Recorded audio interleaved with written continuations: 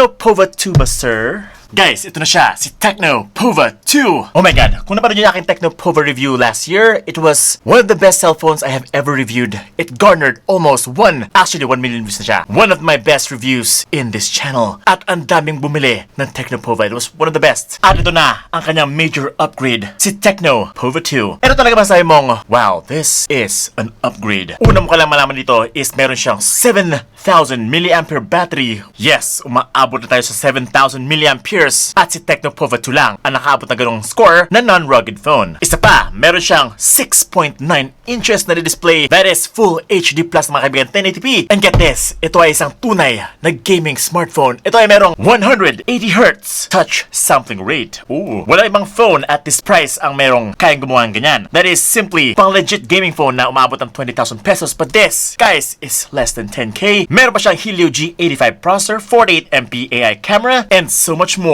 Mga kaibigan, sana hinintay nyo to because the best has come. TECNO Pova 2. Mag-unbox na tayo. Upload si Vince and you're watching Unbox Diaries.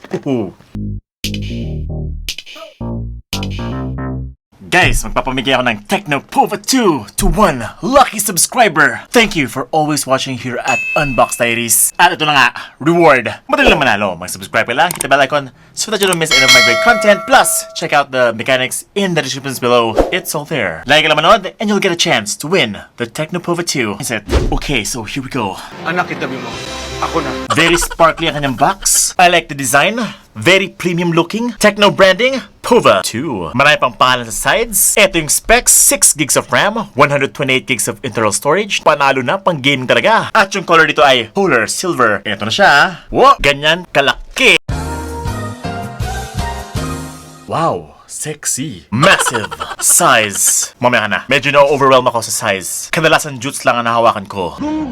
Medyo madax siya. TECNO 12+1. The TECNO warranty is here. Meron siyang jelly case. Here it is. Oh wow. Big jelly case. Nice packaging ha. Ang ganda ng packaging nila ngayon. Pati packaging, nag-upgrade na. Yan dapat. It makes the buyer feel much more special. Ito yung kanyang USB Type-C cable. Yes. Orange yung kanyang mga puwet. May kasama pa siyang earphones with a microphone. Andito pa rin kanyang SIM ejector pin. And of course, yung kanyang 18 watts fast charger. Okay, so 18 watts. This is gonna be charging for quite some time. Para sa akin sana at least 33 watts. Pero I think that is reserved for their upcoming mid-range lineup. Guys, simula pa lang si TECNO. I'm so excited for the brand. Napakatindi ng mga nilalabas nilang phones ever since last year. At eto na siya. Yung mga specs, yung logo. This is the second version of the Pova. Check this out. Oh, napakalaki. Napakadax. Yun yung aking kamay, guys. Woo! Inon ko agad. Boom! Oh my god! Ang laki! 6.9 inches! Side by side with a 6.5-inch display. Naku! What? Okay, so first impressions. This has got to be the biggest phone I have ever reviewed. Period. Wala pa ako na-review na 7 inches talaga. Pinamalaki na yung 6.8 inches. Pero 6.9. Medyo tayo kami dun ha. Ang sabi nila, pag kaya mo daw hawakan siya ng buo, ganun kalaki sa'yo. Anong sinabi mo? Ngayong pasensya. Sobrang laki naman ito.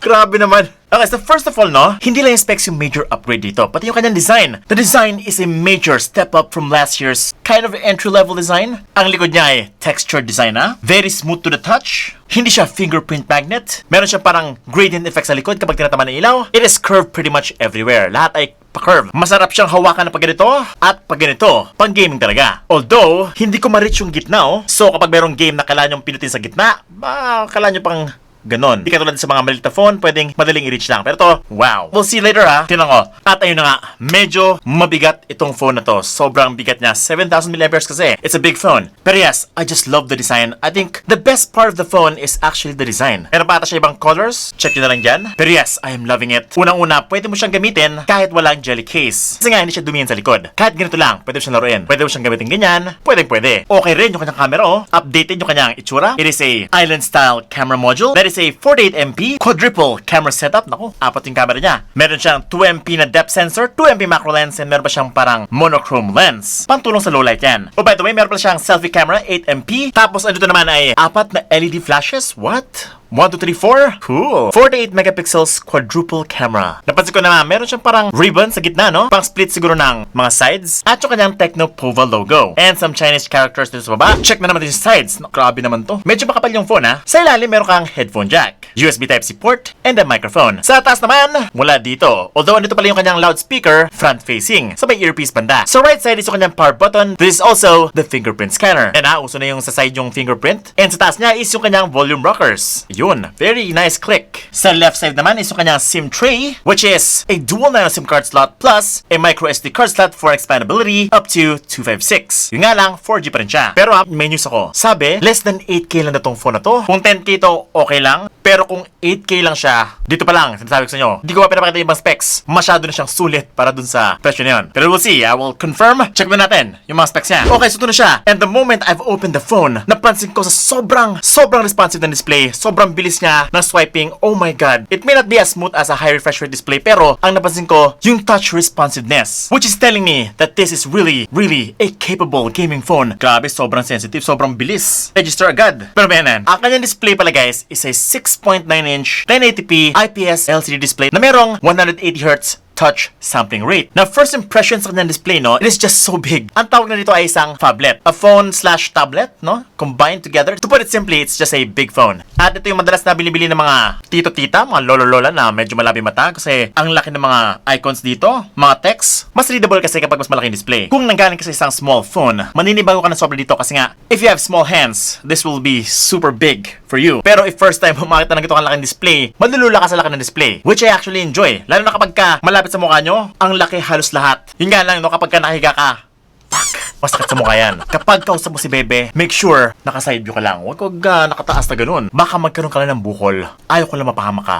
Ayun na naman. Nice. By the way, hindi na siya water drop notch, no? It's siyang punch hole display. Kaya na nasa center, medyo malaki yung kanyang punch hole. That is the 8 megapixel selfie camera right there. Sa Facebook, siyempre, halatang halata siya. And sa Google. Now, the great thing about display, no? Wala siya yung parang black bar sa ilalim. Talagang buong buo siya, no? Everything just looks big right here. Mapa-pictures man, mapa-video. Well, speaking of video, ito nga pala yung itsura sa YouTube. Get a load of that. Oh my God, so big. Yung nga lang, yung kanyang viewing angles ay not so good. Medyo dim sa side kapag ginaganon mo. But then again, sa presyo, for the price, walang-wala yan guys. I'm telling you. At ito naman itsura niya pang gaming. Wait lang ha. Bago kayo pakita yung performance, gusto na pakita sa inyo yung graphics ng games dito. If you're expecting the best graphics, well, it is a gaming phone, no? Pero the only way na mag-maximize yung graphics ng Mobile Legends dito is if it has an AMOLED display. Well, syempre, para mas gumanda yung colors, mas maging vibrant yung characters, at mas maging bright yung display overall. And yung brightness ito ay sapat lang pang indoors. Hindi talaga siya pang outdoors. Once you go out, at malakas yung sikat ng araw, it might not be as usable as indoors. Pero yes,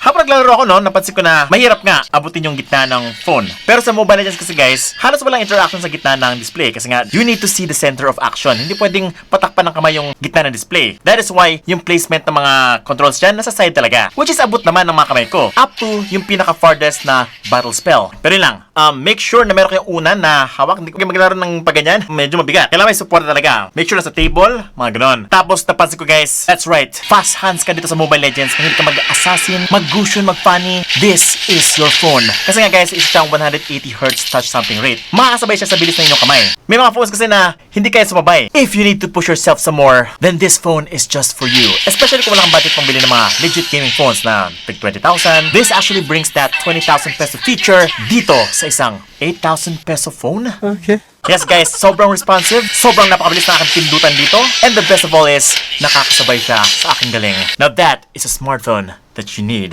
And if you're competitive, this is a smartphone you need. Hoy Vince, ang major problem ko lang siguro, no, yung kanyang processor. Helio G85, is it actually good? I wasn't expecting much, no, kasi nga Helio G85 lang. Pero kasi for the price, Helio G85 is the right way to go. Mabilis na processor yan. Pang gaming, kasi nga G-series. Ito na siya, showing you the Antutu benchmark score. Malaki ang itinaas na score niya since last year ng isang Helio G85 phone. Boom!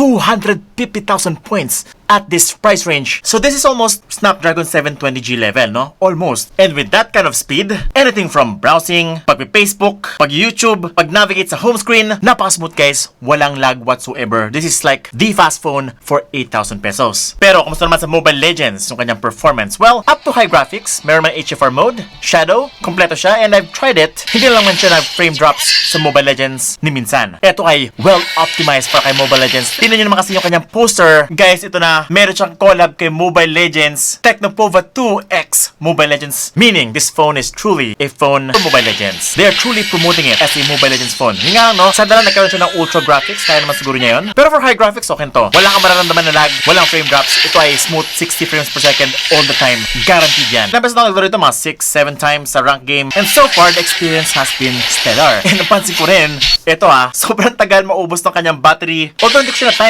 pero sobrang tagal. As in, ramdam mo talaga yung pagkakunat niya, which I will cover in the full review. Oh, by the way, meron pala siyang special feature dito, no? Si TECNO Pova 2 ay merong game space. Although meron namang game space sa mga ibang brands, but this one takes it a little further. Talagang kamukhang-kamuhan yung mga game space ng mga legit gaming phones na tig 20,000. Meron pang thumbnail, meron pang very familiar na interface. Although hindi to yung same ng Shark Space or game space ni Nubia. Simply because pwede kang dumiretso agad sa home screen and wala siyang parang dedicated panel. Nope. You also can't overclock, pero meron naman siyang game mode dito para tanggalin yung mga notifications and yung mga calls. Other than that, wala ka masyadong control. Ito naman siya sa Call of Duty. Dito ulit pumapasok yung 180Hz touch sampling rate. Mas mabilis at mas accurate yung kanyang multi-touch. So kapag marami kang pinipindot at the same time, mas reliable itong display na to. Which is for sure sobrang useful sa Call of Duty kasi nga marami ka talaga pinipindot dito at the same time. Pwede ka mag-dash, bumarel, lumundag, jump, crouch at the same time. Well yes, ramdam ko talaga dito yung mas mabilis na response rate. Ultimo yung parang movement ng aking character ay mas mabilis kaysa sa usual na cellphone. Yun nga lang, no? I was expecting more. Maybe sakit talaga ito ng MediaTek. Hindi ka naka-optimize si Call of Duty sa mga MediaTek processors. Siguro if they went for the Helio G90T, which is mas supported ng mga developers, makakuha sila na mas magandang settings dito sa game na to. Pero right now, it's only medium graphics and high frame rates and some of these settings right below. Ito na yung max niya sa Call of Duty. Pero don't worry,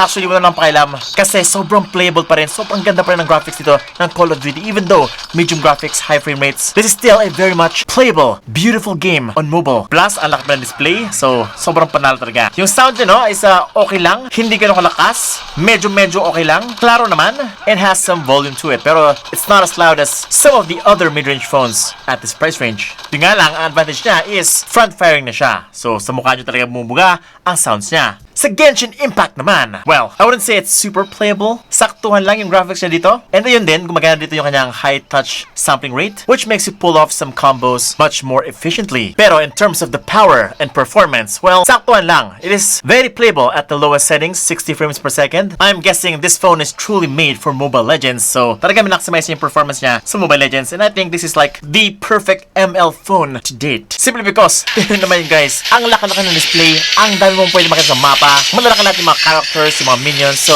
guaranteed talaga na sobrang mag-i-enjoy ka sa Mobile Legends if you do decide to get the Pova 2. Pero yes, wait lang bago tayo pumunta sa presyo, syempre, may camera part pa. Now, meron siyang 48MP camera. Kamusta naman ang kanyang quality? Napansin ko na medyo may malaking improvement itong si TECNO Pova. Lumalabas na sharp yung mga photos ngayon, maraming details na nakukuha, at katamtaman yung kanyang color reproduction. Actually, napakaganda ng mga pictures pala nakuha dito. I was not expecting this na umukay pala yung kanyang camera. Akala ko parang gaming phone tapos saktuhan lang yung camera, pero hindi. This is like, sabi ni TECNO, hindi lang pwede games. Kailangan malupit din pang picture-picture. And look at that. Pogi talaga pang picture. Tignan guys, actually may konti pagka-bluish pa rin, pero may improvement ako nakita dito. Their camera is truly improving, and I think we just need to give them some time na si TECNO. Tapos napansin ko rin, daming settings This is the bokeh camera. Sa video. Meron ba ganyan ibang phone na gitong presyo? Wala. Bokeh camera, blurry background sa video. Nice. And shoot up to 2K sa selfie. Medyo blue lang. Meron din siyang ultra steady mode, no? Wow! Meron din siya stabilization. So, this is a feature-packed camera phone. OMG, ang dami naman sa camera app. Time-lapse, panorama, slow motion, beauty, super night mode, short video. Meron pang AI camera, may beauty camera. This is mighty impressive. Kaya pala medyo natagalan si TECNO, no? Sa paglabas ng mga bagong phones. Sa June na sila naglabas. Pero, sana lang maglabas pa sila ng mga katulad ng ganito. Sobrang sulit kasi. And sana magkaroon sila ng tunay na mid-range lineup, like 14,000, 15,000 above. Kasi isipin nyo, dito pa lang, napakalupit na ng mga phones nila. I might even compare this to one of its competitors, no? Sa pricing niya. Currently, this could probably be one of my favorites this first half of 2021. Although wala siya mga flashy specs like high refresh rate, AMOLED, does not matter guys. This is very unique on its own, no? Wala siyang katulad. Wala iba na mayroong 7,000 mAh battery na phone at this price. Wala ibang smartphone na merong high touch sampling rate at this price. So, sobrang unique niya talaga. Talagang gaming siya na maganda sa murang halaga lang. Pero ang tanong, magkano ba si TECNO Pova 2? Here we go. First of all, ito yung poster nila. Ang presyo niya for the 6128 variant is only 7,990 pesos. Pwede kang mag-pre-order from June 5 to June 14 on both Lazada and Shopee. At nilang yan, meron pa silang freebies since meron silang partnership with Mobile Legends. Ito yung makuha nyo. Free skin. Free skin That is right, free skin sa Mobile Legends. Plus, meron ka bang wireless Bluetooth earphones with the mic. Tapos na. Free skin pa lang, tapos na. Bibili ka na.